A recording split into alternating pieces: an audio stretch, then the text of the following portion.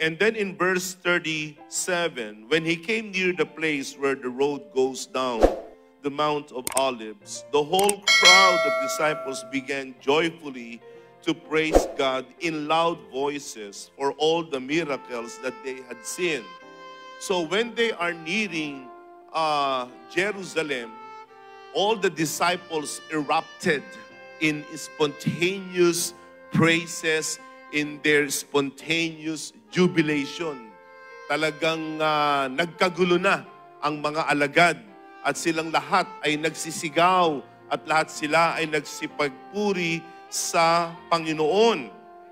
Sapagkat naalala nila ang mga himala, naalala nila ang mga tanda at kababalaghan na ginawa ni Jesus sa kanilang harapan at sa kanilang mga buhay.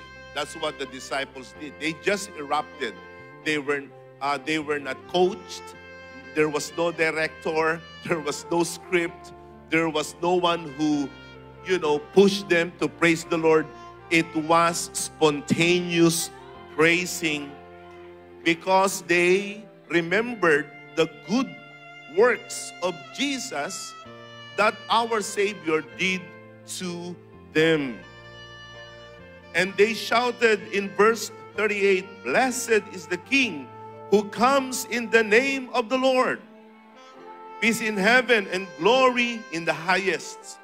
Some of the Pharisees in the crowd said to Jesus, "Teacher, rebuke your disciples." The Pharisees were the bashers of Jesus. And looks like even today, there are Pharisee-like people. Hindi mawawala iyan. May mga tao na galit sa church. May mga taong galit sa mga naglilingkod sa Diyos. They are the bashers.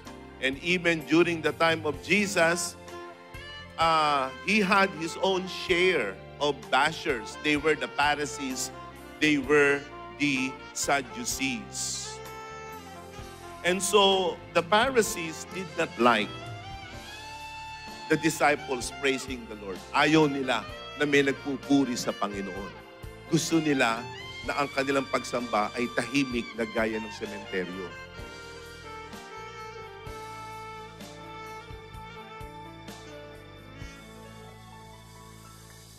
Ayaw nila na ang pagsambay may nagpupuri.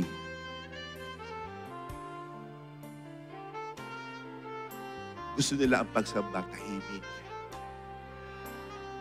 na gaya nito.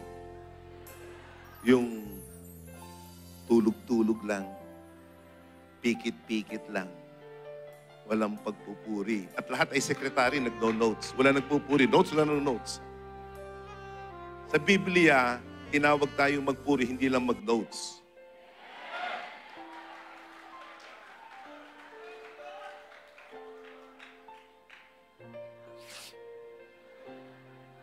Tinawag tayong magpuri sa Panginoon.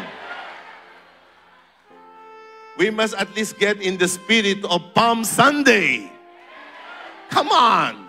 This is Palm Sunday. This is not a meeting.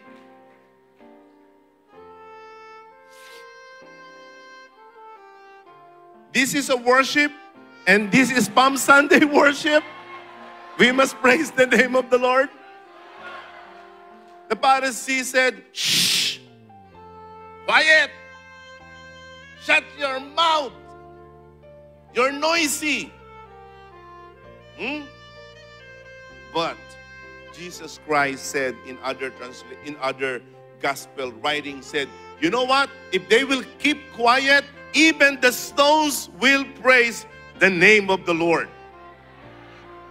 Sige, pagka ang magpuri na ay yung mga bato at mga semento, ano mangyayari? Lalambunin tayo ng buhay noon. Isipin mo kung ang buong building na to ay bumuka sa pagpupuri. Anong mangyayari sa atin?